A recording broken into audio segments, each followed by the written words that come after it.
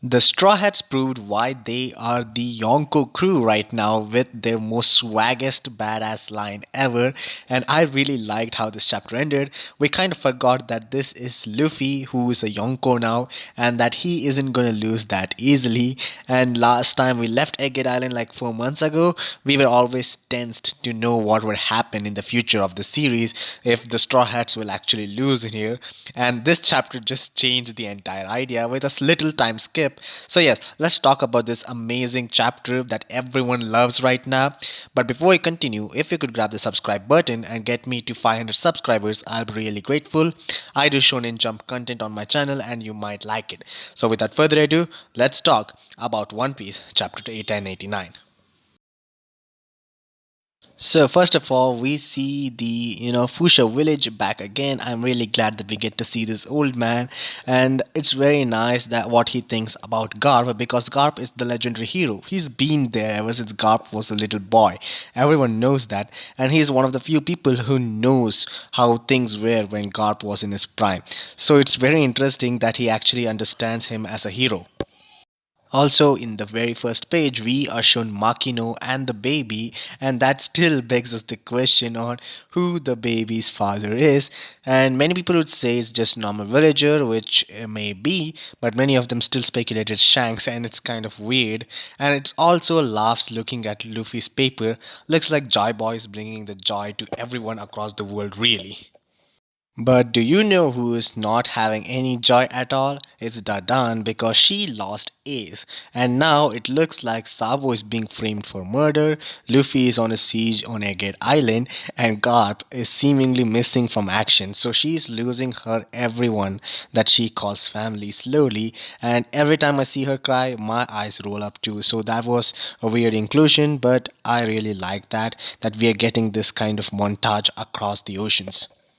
Then we are shown a quick montage of various people from across the world feeling the tremors of Lulusia Kingdom being destroyed, which is a really cool moment. The Mother Flame actually destroyed the entirety of Lulusia Kingdom, and here we see many people from the past of One Piece reacting. We see, Hina in the Marine base. We also see the Impel Down prison. We see Iceberg from Water 7 arc, and we see Momonosuke in Wano actually feeling it. The entire world is feeling it. All four seas are feeling it. And we also see Laboon near the red line actually feeling these tremors too. It was a nice inclusion to include these characters. I was really happy seeing them again. And we also see that there is a huge hole where Lelouch stood, which is kind of heartbreaking. This is like the greatest thing happened. This kind of reminds me of what's there in Ennis lobby. Maybe this is something that happened many years ago after the incident of God's Valley. So the Mother Flame was actually used, or is it an ancient weapon? We won't know until the future of One Piece, and I'm pretty sure Oda will reveal what this weapon has in store for us in the future of the story. So finally, after 4 months, we pick up with the events of the Egghead Island arc, where we see many of battleships, which is like something that's going to put Buster Call to shame is here, and it's kind of devastating. They easily destroy this robotic monsters near the gate, easily, very easily. We also have Kizaru, Saturn, we have many vice admirals. This is going to be more than just a Buster Call, and it's like evident in this first page, and it makes us look like the Straw Hats have no chance, and this is going to be the Sabaudi of post time skip, which is what everyone thought until they saw the final panel of this chapter. We are shown the character ideas of vice admirals, that too 9 of them, and one of them is Doberman, whom we know, and many people's favorites, which is Doll, is here, the only female in this place, I guess. But I really like and I really dig this character designs. Only problem is Oda never actually uses his white admirals as something really important. I mean, we are shown many of the vice admirals, and I still don't know anyone's name other than Doberman. I have no idea why. Wait, I do think I do know some people, like Smoker is a vice admiral now, I guess. But it's kind of weird, like when they are shown in a group, they are never really important. Like, for example, just take Marineford as an example, because there are many vice admirals introduced in Marineford, and I have no single idea on every one of them. Then we are shown Kizaru actually eating, and he actually, you takes a Denden Mushi and calls Sentomaru, which is interesting because Sentomaru is scolding Kizaru that, you know, Vegapunk, Kizaru, and Sentomaru go way back, and we are also shown a single panel flashback of Vegapunk actually looking at Kizaru using his lightning attacks, and Kizaru looks really really young, so that means he must have had his insanely powerful devil fruit a long time ago. We also see a very young Sentomaru along with him, and it seems that Vegapunk got his idea for lasers in his robots after seeing Kizaru's powers, which is an interesting detail to add. And Kizaru actually doesn't care. He just does what he's ordered to do, and that's all he does. His justice is literally unclear justice. He doesn't know what justice is. That's all. I mean, if Luffy was a Marine captain, he would listen to Luffy. That's what he is. So it just depends on who are in the power actually.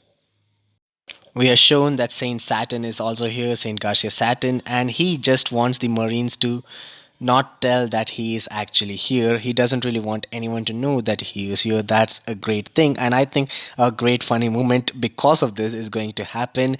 Many people have many theories, but we will know when it happens, so I won't really talk about it until next time. Then we are shown a chibi recap page where we see where every character on Egghead Island is. The one is the main Vegapunk, and then we have the other six clones of Vegapunk. Then we have the four Seraphim. Also, we have the 10 Straw Hat Pirates and three from CP0, that is Stussy, Lucci, and Kaku. And now we have Sento Maru and other, S bears downstairs, and they are not really Seraphim, but they are downstairs and they are stuck, so they can't go outside.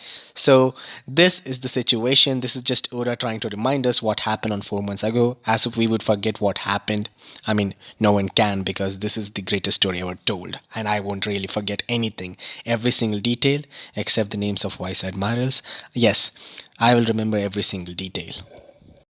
Also, we are shown how ruthless Garcia Saturn is, as we see Saint Saturn ask if they sunk the ships that actually escaped with the researchers from this island, and when they say no, he is like, sink them as fast as possible, not even one should live. And another weird thing is, he just said them to sink researchers who were just there on the island, and when someone brings up Bonnie, he's like, yeah, leave her be, she's just a little girl.